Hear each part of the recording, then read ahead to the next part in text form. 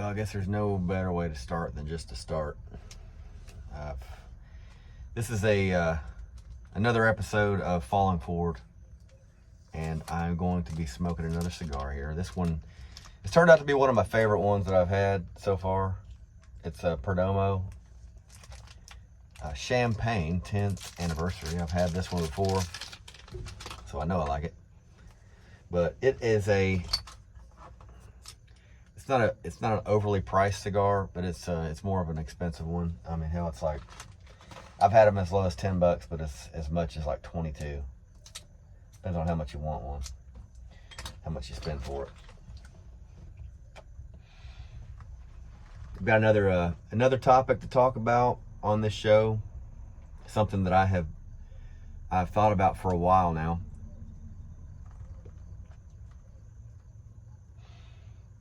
I don't know if there's a trick to keeping the tobacco in there, but like after you cut it. But the topic I was thinking about is related to a scripture, and I don't consider myself religious anymore. I was raised in a very high control religion, and it's just taken me a while to kind of unwind from that a little bit. But I've read the Bible 3 or 4 times in a row, front to back. I studied it a lot growing up. I knocked on people's doors and told them about what I found out, and did a lot of Bible studies and things like that.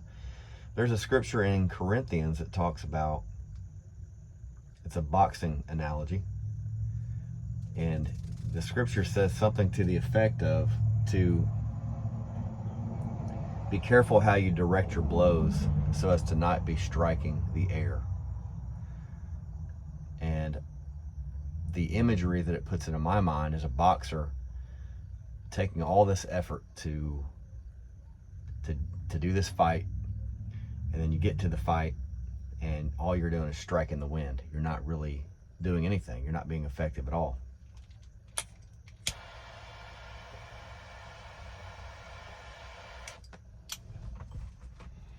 So I think about that. Don't you love the sound of an old window cranking down? There's the college bells off in the distance. So why am I bringing this scripture up? I've had some conversations with some close friends of mine, and we discuss the music industry a lot. We discuss like why certain people seem to be, they take off, and other ones seem to have like overnight success, and other ones kind of grind it out. They get burnt out and they don't really make much progress. And inevitably, the more you talk to somebody that feels like they're not making much progress, the more you talk to them, the more you see this attitude that sets in to where they are not happy. They're negative a lot, very critical. Typically, they're gossipers. They create scenarios in their mind that aren't real, that kind of hold themselves back. It's like they're training for a fight. They want to get in the ring. They want to be successful, but they can't get out of their own way. It's like they, think about this boxer that trains and trains and trains, works their whole life to build up the certain muscle groups, the certain reaction times. They work their entire lives, and they put a lot of effort, a lot of blood, sweat, and tears into this process. And they get in the ring, and all they're doing is swinging at nothing.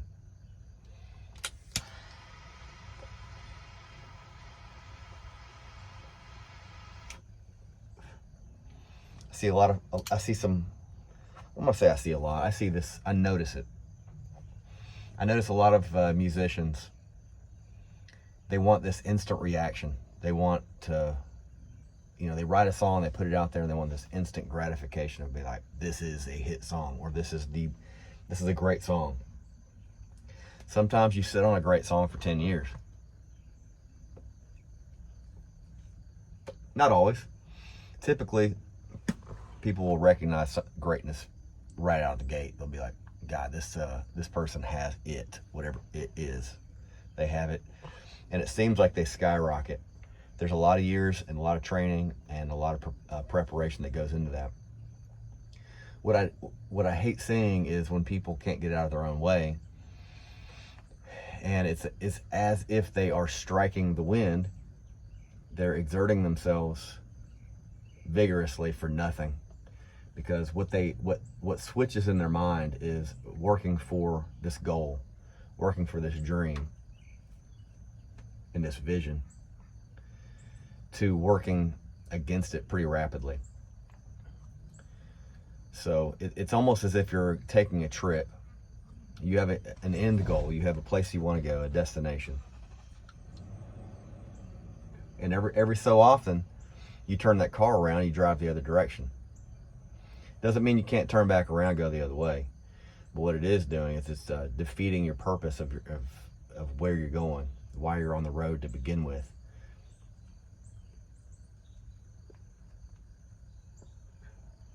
I just got to get back to this cigar real quick. This is a really good cigar. Now, I don't know why this one, you notice it has like a little bit of a tear right there. So it's kind of like, as you puff on this end, like you have to get your mouth all the way around the end. I don't know why that's in there. Probably a defect from the manufacturer. But this is the first time I've ever seen that.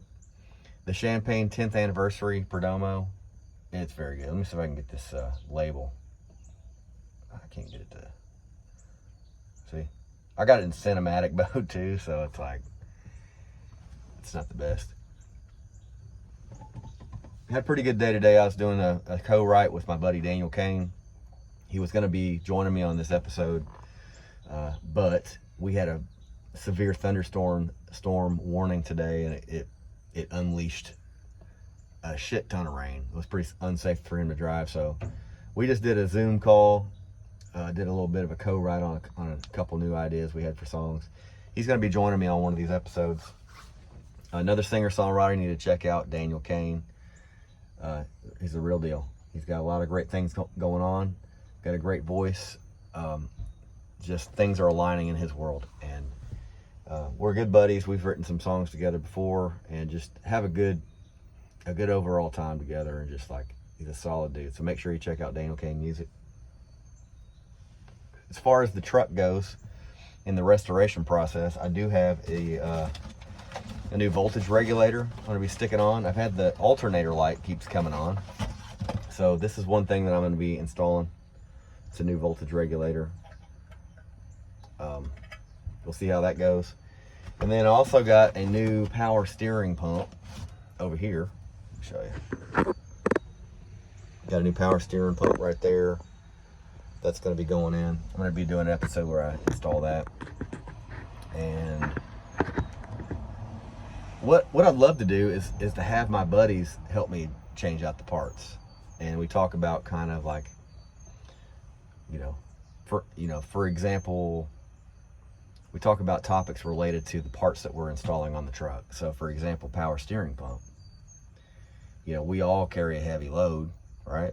We all carry a burden. We all carry something that maybe not even anybody knows about. Maybe something that is just in our DNA even, that we fight against, a depression or anxiety or a trauma, some sort of thing like that happened in our life or didn't. Maybe it's just something we carry mentally or physically. Sometimes we need a little bit of extra encouragement, something that helps us to steer when we carry that load. And so those are the kind of things that I'm going to be talking in the series about as we restore this truck and we fall forward. Fall forward.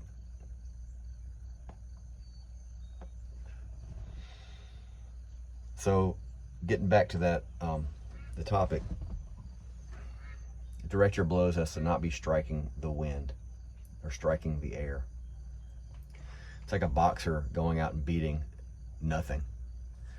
So we can be our own worst enemy. We can take so much time and so much effort for a dream and don't know exactly how to get there. We don't know exactly how to get there. There is a book that I've been reading. I'm about 3/4 of the way done with it. It's by an author named Jen Sincero. It's called You Are a Badass. I highly recommend that book. But there's an illustration that she gives in that book about a bird that got into the house. And this bird's flying all around. It's kind of hitting its head against the wall and flying into the window. And she gets a broom out. She tries to brush it out. She opens the door wide open on the front. Puts the door wide open in the back of the house too. Opens some windows. And this bird continues to fly against the wall, fly against the glass. Not getting anywhere. And then all of a sudden the bird kind of, figures it out and flies out the window or flies out the door. Well, sometimes we can do that with our goals, our dreams. We seem to do the same thing over and over again, the things that do not work. We look out the window, so to speak, and we see what we want, but for some reason we keep hitting our head against it and being like, man, I just want that so bad. Why isn't it happening? Or just like that bird, sometimes you just have to look around and find the door that is already open. It can mean switching gears. Maybe the singer-songwriter thing's not going to work. Maybe the songwriting thing is. Maybe there's another iron you can put in the fire somewhere else, that you put something down for a while, let it heat up, and then it's ready to go later on. Those kind of things in life that we kind of think that we have it all figured out, and then we realize we get into it, we're like, no, I don't know what I'm doing. And those are the times you need to look around and quit fighting it, and sometimes set it down and look for something that is a better fit for that moment. So for that bird, it means land on the couch for a little bit, scan the area, and instead of just going for anything that looks like something familiar, go for the open door. We have doors that open up in our world all the time, and they're there if you notice them. Whether it's a connection on social media, whether it's a new friend that you've made because you have common interest. And true friends are known over time. It's not just people that come into your world for an advantage or a connection that you might have. It's true friendship that I'm talking about. But look for the open doors. Don't waste your time. Don't waste your energy. Be striking at the wind. Make sure that you're deliberate in what you're doing. Another example is when I first started out, I was taking any gig and every gig I could possibly get, which it's important to do that a little bit at the beginning, so you get some time on stage, some experience, some miles on your van. You need that windshield time to think about things and to be, wait for that muse to hit and to get inspiration. That's all important. But there's a point in your career when doing those same kind of gigs over and over again are not going to be advantageous. They seem familiar. They're like that window that you keep hitting up against. They are like that swing that you take in the ring where you don't hit anything. There are moments where in a music career, for example, that if you have something to say and nobody's listening to you, you need to find the room where people want to hear what you have to say. And so what I prefer to do now, I love playing some, honky-tonk places and some bars and things like that every once in a while. But I also really love a house show. I really love a listening room environment. I love the theaters. I'd love to get a lot more of those. And what I feel is like when you take the time to put your heart and soul into something, especially writing it down into a song, you put your emotions in there, you put your life in there. And if you're playing to a room where everybody's just taking shots and getting drunk and just hanging out all the time, partying, they're not listening to anything that you say, that's swinging at the wind. It's hitting your head up against the wall in the window. And what happens is when you understand that and you lean into the fact that okay, I do want to switch gears. I do want to set this down for a while and refocus. when you come back out of that, when you scan the room and you look for that open door and you find it, then you fly through, what it does is it opens up your entire world. It opens you up to an opportunity that sometimes you were neglecting because you were so busy getting that endorphin rush, that dopamine rush off of playing some cover songs on a stage or something like that in a bar. So I hope maybe something that I've said has resonated with you. I'm just saying how my life experiences have been so far, and anything that you can benefit from that I say, it's great. I'd love to hear your reactions to some of the things I say. Hopefully you understand what the points that I'm trying to make. I'm not here trying to preach to anybody. I'm not here like trying to be all deep and philosophical. I'm just telling you the real life stuff that I've known and I've experienced personally. And when I read something like Jen Sincero's book, You Are a Badass, there's so many things in there that I resonate with, that I realize like I have messed up on some things along the way, and who doesn't? I don't mind to be a little outside the lines.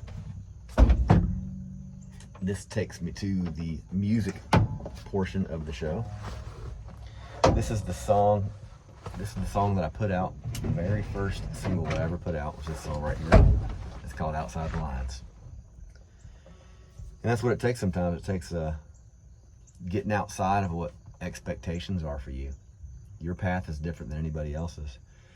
And in this song, you'll notice like I put a lot of phrases in there, a lot of things that imagery and metaphors to allow you to think about your own life and to see how sometimes when you get outside those lines of expectations and outside of that world that someone has planned out for you, and you create your own world, then things can really open up for you. I'm going to sing the song for you. It's called Outside the Lines.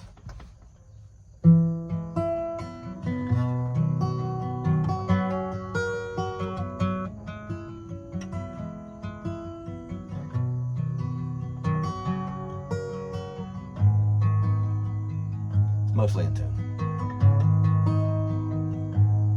She took a long, slow draw off a Pall Mall in the shadows of a Friday night bleacher. One Converse chuck up against a pole. She's happier when no one could reach her. She kinda dug away out all my hair, empty tops on my old Trans Am. I thought about her when I chose what to wear, 'cause she likes ripped jeans and Ray-Bans. Outside where the wild things run. Outside we're children of the sun. Outside where only we knew where. We got what we wanted, didn't know we needed, didn't care about the lines we cheated. Outside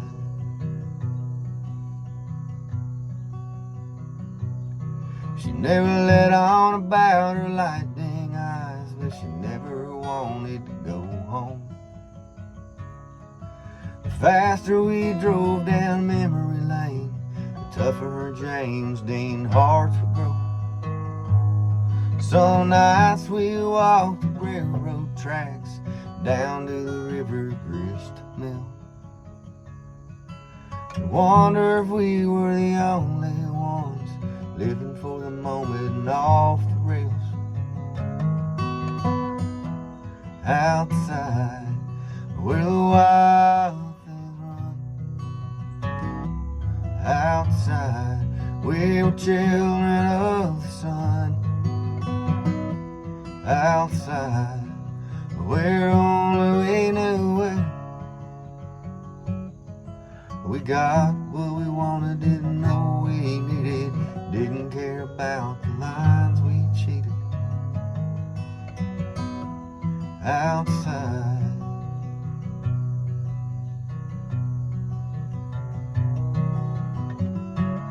Every now and then I drift back to that spray paint summer, the full moon nights, the overpass, living life like a lake cliff jumper.